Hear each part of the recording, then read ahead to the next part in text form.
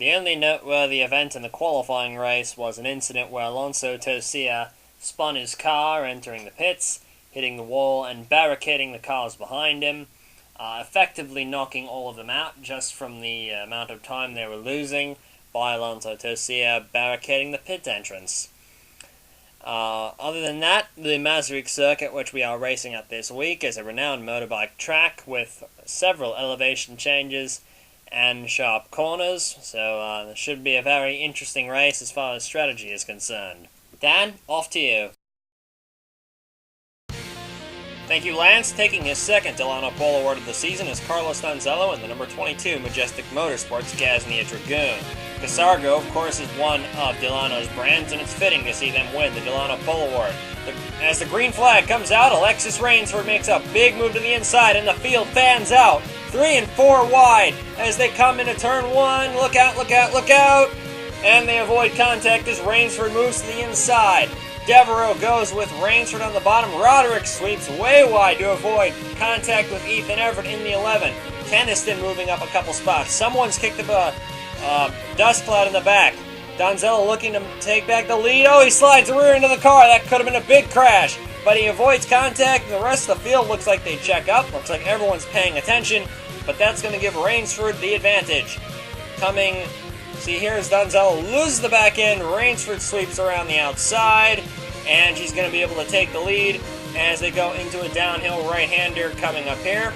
And you see how much ground that little slip from Donzelo gave Rainsford. Now here's a look at this downhill corner from the roof of Jacques Bouvier's car. He started fairly deep in the field. There's Zelda Ashby in the 55 off to the right. Whoa! Ashby and Pliskin almost coming together. Of course, they're teammates. Wow.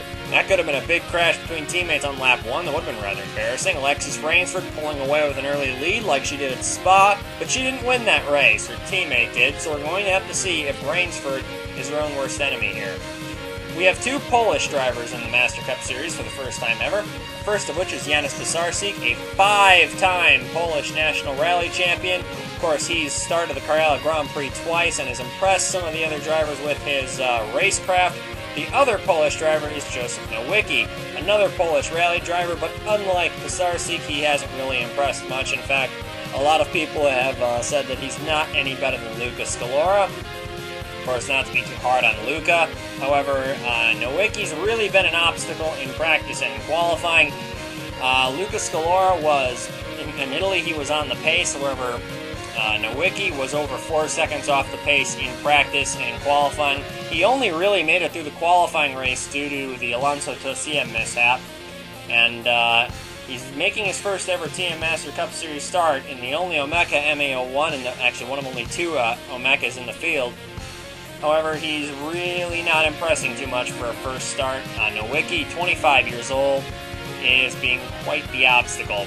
He started last by quite a bit, spun in qualifying, and looks like he's going to be in last during the race for the most part. End of lap 2, end of the first lap, Rainsford's in the lead. Ethan Everett's made his way around Carlos Donzelo. You see Ian Cooper up to 5th. Taube is up to 7th, and we go a little further back. Notice Franz Redlich up to 14th. He has clawed his way through the field a little bit. Same with Leon Keniston in the 39. Marcus Leonid in the 999 car. Cars to keep an eye on for today's race. But Rainsford does appear to be Whoa! Off a little bit in that corner. We've had some people miss their braking points there completely. Rachel Rainsford is running 16th on the 5th lap. That one corner we just passed there has been a bit of a hot spot because it rained the morning before the race. And, of course, all the rubber got washed away, and so people apparently have been losing their braking points there and sliding off into the sand. But they appear to be using that as a bit of an advantage because that seems to be the fast way around the track. Matt Taylor and Danny Savin are 2 drivers, along with Rachel Rainsford, that need to pick up their game. Otherwise, we may not see either one of them in the Master Cup Series next season, and that would really be a shame. Matt Taylor, the 2004 Series champion, has not won anything since the early stages of 2006, and Danny Savin, well, his last win was Decatur last season. Adrian Devereux and Ethan Everett are duking it out for Rookie of the Year. Devereux, the points leader, is running 4th, and Ethan Everett, another rookie, 18 years old, is going for second. He's got it. Now Devereux going to have a look at Everett. Opportunistic move. Adrian Devereux is going to peek in. Everett's going to be able to fight him off just a little bit, but it looks like Devereux's foresight may have the advantage here over Ethan Everett. Of course, remember, Ethan Everett hasn't even turned 19 yet. And whoa, Everett almost runs Devereux wide, but Devereux is going to be able to sweep around and take second place from the rookie. Wait a minute, Everett's fighting back. Fantastic stuff early on in this one. As you see, Adrian Devereux in the number 26 Haas Manufacturing Colton Moreau Corsair fight his way around Ethan Everett's MHL Saint Saar Eagle as the Frenchman moves ahead of the young rookie into second place. The young American is going to have to play, well, second fiddle to Devereux, but Devereux is playing second fiddle to Rainsford, who is, well, currently running away into the distance with this. But we've got a pretty good battle heating up for second and third, because Devereux is going to have he's going to have a mirror full of Ethan Everett. But Ethan Everett's going to lose that spot to Carlos Donzelo, and Donzelo is going to try to make a move for second place. Now, Carlos Donzelo is a man who's driving for his career, and, well, he hasn't really done too much in his Master Cup career up until these past few races where he's really turned it up a notch, and we've seen some very impressive showings out of the young Brazilian. With rumors that there could be two Brazilians in the field, Donzelo plus the current Team Junior Series driver Luciano Savarol, we could see Carlos Donzelo possibly in a better ride. Who knows? But 3 wide. Look at this! As Ethan Everett now goes all the way to the left side. As we've got this battle still heating up. Devereux backs out of it wisely, trying to avoid a crash. That would have been a little embarrassing early on in this race. And Ian Cooper coming into the mix in that black and cyan colored car back there in the Lysander machine. Donzelo is able to hold on to second, but Everett's got a mirror full of Ian Cooper, and that may not necessarily be a good thing because, oh, maybe a little contact there between the 11 and the 22, and now Ian Cooper is going to pounce on both of them, it looks like. We're on board with Ian Cooper in the 777 EFR machine. The Lysander EFR Journey coming in. Whoa! Ian Cooper, power move. Gets around both Donzelo and Ethan Everett and takes over second. Fantastic stuff. This is the best performance we've seen out of Ian Cooper at a road course that's not Watkins Glen, which is, of course, not on the Master Cup calendar anymore. But Ian Cooper is certainly impressing. The best performance we've seen him since his days at what was then called National Racing, the Team Saar USA squad, back in 05 and 06, where he took 5 race wins. Mathias Taube in the number 38 Ocean Team SDS car, also running towards the front or in the early stages of the race. We believe there's going to be an announcement, assuming Taube is re-signed, which I think they'd be crazy if they didn't re-sign him, that once the Ocean Motorsports team is confirmed, that they will confirm that Mathias Taube will be rejoining them.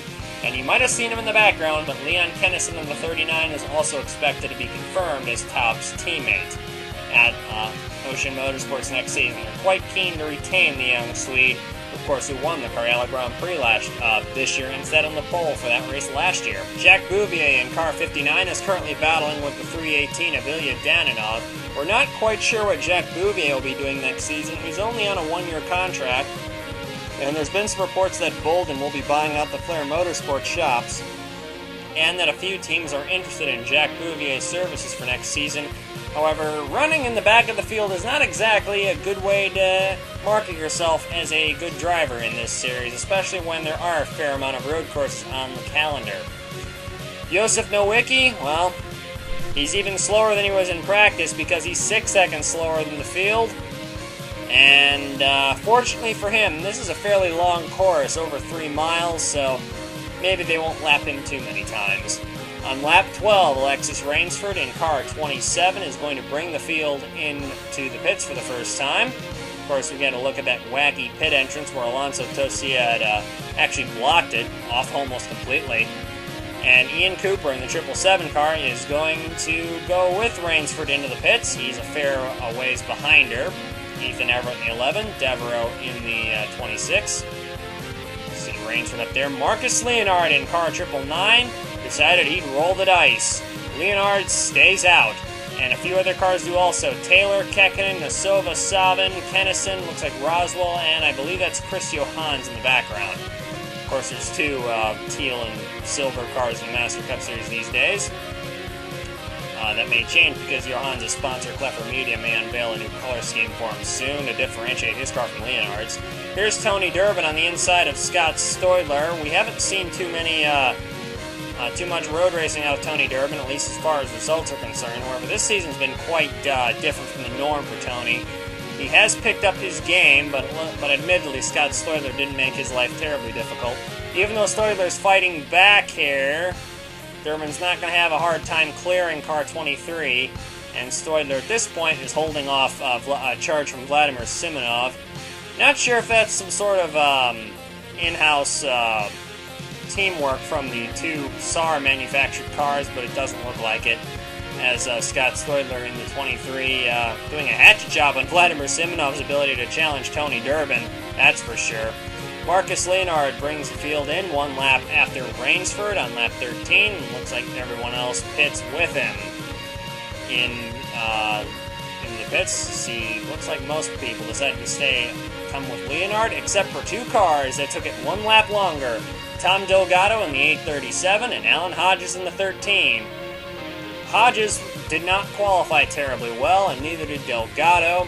Of course, both drivers were a little disheartened after their performances in Italy, thought they could do better than that. However, they could be rolling the dice here and only planning on one less pit stop than the rest of the field, which if you see Alexis Rainsford behind them, might actually be beneficial. Whoa, Delgado runs the corner a little wide into the sand, a little bit into the grass, and looks like he'll just hold on to second right now behind Alan Hodges. However, both drivers are going to have to pit this next lap. Delgado was fairly disgusted, I think that's an understatement, after his result in Italy, being the only car to fail to finish after running 15th the whole race. Kind of hard not to be disgusted at that. Alan Hodges leads Delgado into the pits, no incident here. Pretty smooth clinical race for both drivers. Lap 17, exiting the pit lane. Danny Savin and Dale Roswell get together. Tony Durbin goes to avoid, and Franz Redlich runs into the back of Durbin. So Redlich in the 2 runs right into the back of Tony Durbin in the 33. And this is going to cause a huge controversy in the pit lane because remember, throughout the Karjala Grand Prix, the whole controversy was the Saar drivers trying to take Alexis Rainsford out of the race by demolishing 2 of her cars in practice. And looks like Masaryk slips on some oil that Redlich dropped down. And now he goes for a spin, bounces up in the front of traffic. McGlynn hits him. David Krikorian's going to hit him. You barely see him. Lewis Kingston in the 44 gets a piece of that. Nils Talonen in the 1 was that blue car that came in on the left side of the screen. Talonen would go out of the race, the only Independence Trophy candidate in the field. Dale Roswell in the 17. We're going to see what happens here. He got turned into the wall by Danny Savin. Looks like he just jerks over to the left, and he doesn't realize that his teammate Donzelo is there. And Carlos is going to have to pit for repairs after his pit stop didn't go as planned and dropped him all the way down to 15th. So what looked like a promising day for Donzelo gets even worse, and Roswell looks like he just made an odd mistake for someone of his experience level. And Roswell's not going to get... Kazuyama in the 839 there looks like couldn't clear Roswell in time, tried to fit through a gap that just wasn't going to be there. Now we're going to run on board with David Krikorian in the 9. There's the smoke in front of him, and DK takes to the grass to try to avoid it. Not the best idea. Slips on the grass and hits the back end of the 0-1. And here's the onboard of Franz Redlich. See, Durbin pulls up in front of him, and Redlich doesn't look like he slows down quickly at all. Just hammers into the back of Tony Durbin, and the officials apparently thought likewise. Looked like an unavoidable collision, but the officials didn't seem to agree, and there's the 0-1 going around. So, could have more into this. Masaryk wasn't able to get his car back to the pit area, and he stalls it in the middle of the track. Oh boy. Not exactly the kind of mistake I would have expected out of Giannis. Apparently he thought he could make it to the pits, but obviously not. He should have pulled it off a while back. That's going to be a very costly error, as here comes the leader. Good thing there wasn't a big collision there. I'm pretty pretty sure he would have a mouthful from the officials after that one.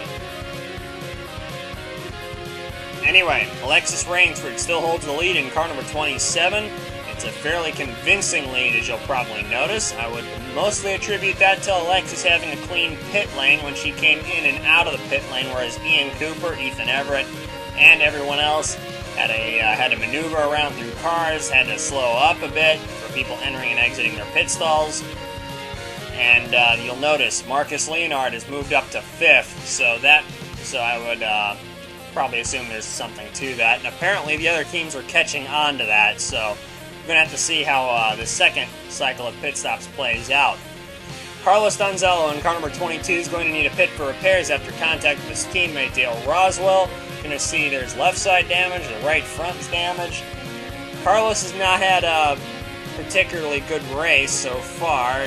None his fault. His pit crew had some errors, and of course his collision with Roswell. Here's Stephanie McGlynn, Rachel Rainsford, and Stuart Sandoval all getting together, sending Sandoval and Rachel into the tire wall coming into the pits. Of course, some of the tires have been knocked over. The ever so able Czech marshals were able to fix the tire wall very quickly. So quickly that when you see Vladimir Simonov going by 2 laps later, it's completely fixed. However, Simonov's engine goes bye-bye, and Vladimir Simonov himself exits the round of the Czech Republic. And that is the end of Simonov in this race. Joseph Nowicki, car number 45, is about to be lapped on track for the first time. I thought he would have been lapped a long time ago, but apparently he's been able to keep himself on the lead lap, which is quite an effort for someone like him. Nowicki's going to be a gracious backmarker, however. He's not going to make life terribly difficult for Alexis Rainsford. However, he instead will drive off the road in order to let her by. So, giving room is nice, but maybe that's a little too much room. Scott Bates in car number 88 is going to lose an engine on the Team EFR journey.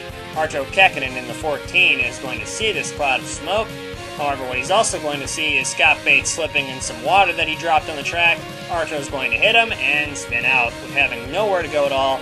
Jacques Bouvier in the 59 car is going to clip Scott Bates, and Bouvier goes out of the race. So we're on board with the car number 59.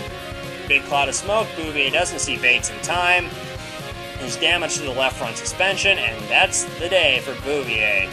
And honestly, I think he'll be quite happy to exit this one because he wasn't running at all well. Someone who is running well is Ian Cooper in car number 777, running second. A very solid second place. Arguably the best run that we've seen from him in quite some time. And it's good to see because his ride for next season is not secure at all because Anthony Evans, we believe, is still interested in the second Team EFR seat. Zach Duff is still in the running for a Volpe seat, and a winning Spa probably helps. His season started off a complete disaster, but it looks like he's turned things around. He's running 4th right now behind Matthias Taube in 3rd. And there is the battle for 6th between Leonid Roderick in the 4, and the current points leader, Adrian Devereux. The French rookie has been very impressive, currently battling with the defending Master Cup champion. Of course, Devereux not exactly the most cowardly driver out here. He's sort of done a good job of proving French stereotypes completely incorrect. Devereux been very, very fearless on the racetrack. Some people say maybe a bit too fearless out there. Here's Matthias Taube in car 38, and he's going to pit early, hoping to dodge some pit lane traffic. That would appear to be the way to go. Azuma Kazuyama, right before that, though, would lose an engine right in front of Matthias Taube. So Kazuyama goes out of the race after having a very anonymous run. Lap 22, Alexis Rainsford brings the 27 lengths private Volpe into the pits. And Ian Cooper is not going to pit with her. He's going to go 1 lap longer than Rainsford and pick up his bonus point for leading a lap. And then he will bring the Lysander EFR Journey LSX into the pits, and Ethan Everett running in 3rd will do likewise. Of course, Everett running on the same pit strategy as the 777 car. Adrian Devereux will stay out an extra lap, pick up his bonus point for leading a lap, and then he too will bring the number 26 Haas Manufacturing Corsair into the pits, putting Tom Delgado, well, not in the lead, but he'll be in 3rd. His fuel strategy might work. Delgado and Alan Hodges gambling on lasting the whole race on one stop. This is the best run we've seen out of Tom Delgado this season, and he's making the most of a good opportunity, running very strongly. I should also point out that even if this strategy doesn't work, he'll still finish very well. Alexis Rainsford and Alan Hodges currently very close to each other on the track. Rainsford with the advantage over Hodges. Hodges is in fuel-saving mode.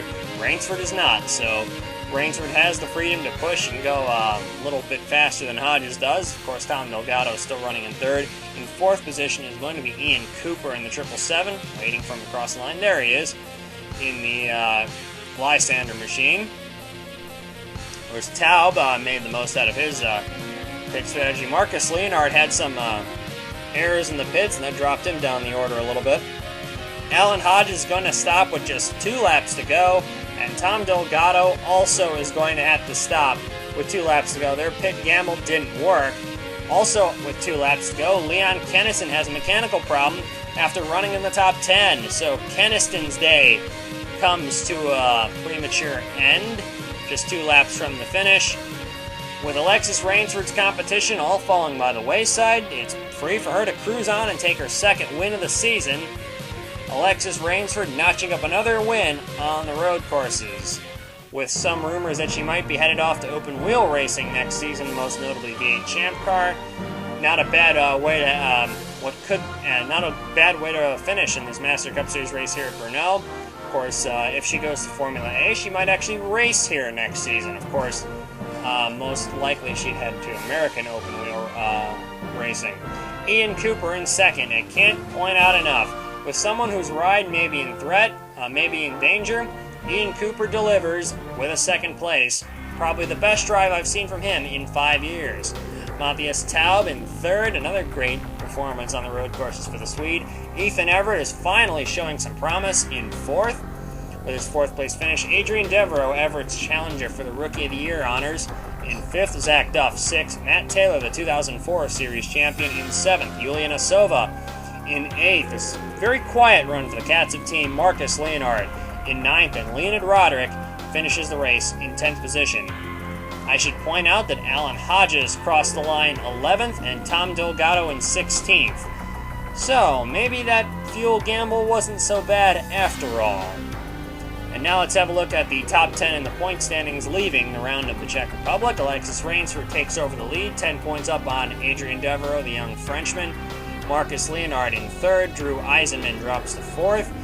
Very anonymous race for Eisenman. We're expecting to hear some kind of announcement on his future sometime soon. However, from all reports, this is not a conventional announcement. I'm not exactly sure what that means. We'll have to find out. Alan Hodges in 5th.